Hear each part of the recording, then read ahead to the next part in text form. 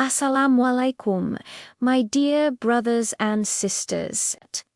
Today we are going to talk about the first attack on the Kaaba.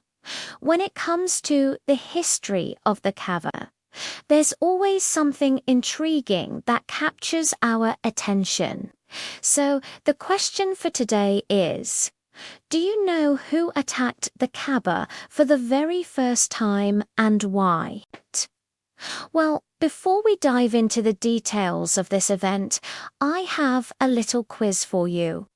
Comment down below your answers to these questions.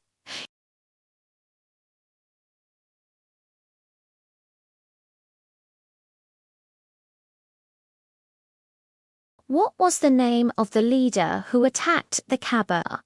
What year was this attack on the Kaaba, and what significant event happened in the same year? Comment your answers to these questions in the comment section below. Now let's find out together. The story of the first attack on the Kaaba takes us back to a time even before the advent of Islam. During this period, the Arabian Peninsula had a unique cultural landscape. While most tribes were engaged in idol worship, the concept of worshipping one god was not entirely absent. Despite this, the Kaaba held a special place of honor among the Arabs. It was regarded as the house of Allah, even though the people of Makkah had associated other deities with it. In the midst of this cultural setting, Yemen had a ruler named Abraha al-Ashram. He was a Christian of Abyssinian origin who commanded respect in the region. His grand plan was to shift the attention of the Arabs away from the Kaaba to a church he had built in Yemen. Abraha believed that if he could convince the Arabs to abandon the Kaaba and embrace Christianity, accepting his church as a place of worship, he could potentially gain immense power and influence. Unfortunately, his plan didn't unfold as he had hoped. The Arabs remained steadfast in their practices and continued to honor the Kaaba, despite Abraha's efforts to sway them otherwise. As Abraha witnessed the resistance to his plan, his patience wore thin and he grew increasingly frustrated. In a fit of anger and desperation, he decided to take drastic measures. With the goal of destroying the Kaaba, he assembled a formidable army and marched towards Mecca with the intention of eradicating the paganism associated with the holy site. His army was equipped with advanced weaponry for the time, including powerful catapults and, most notably, giant war elephants.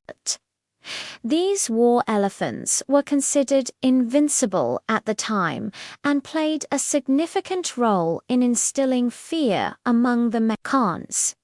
Now, the year in which this attack took place holds historical importance.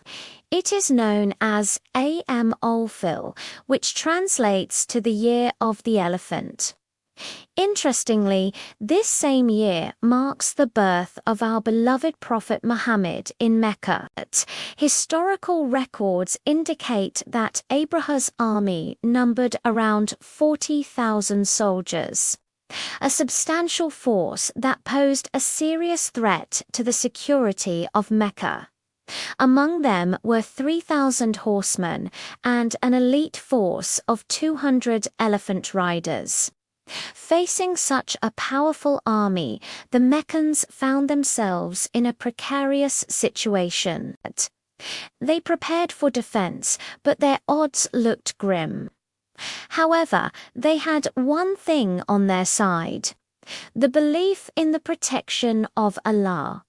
As Abraha and his army approached Mecca, a divine intervention took place. According to Islamic narratives, small birds, often identified as sparrows, flew ahead of the army. These birds were carrying pebbles in their beaks, which they dropped on the soldiers.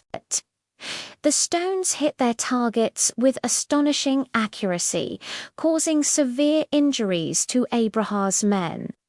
Some sources mention that these stones turned into solid metal upon impact, making the attack even more devastating.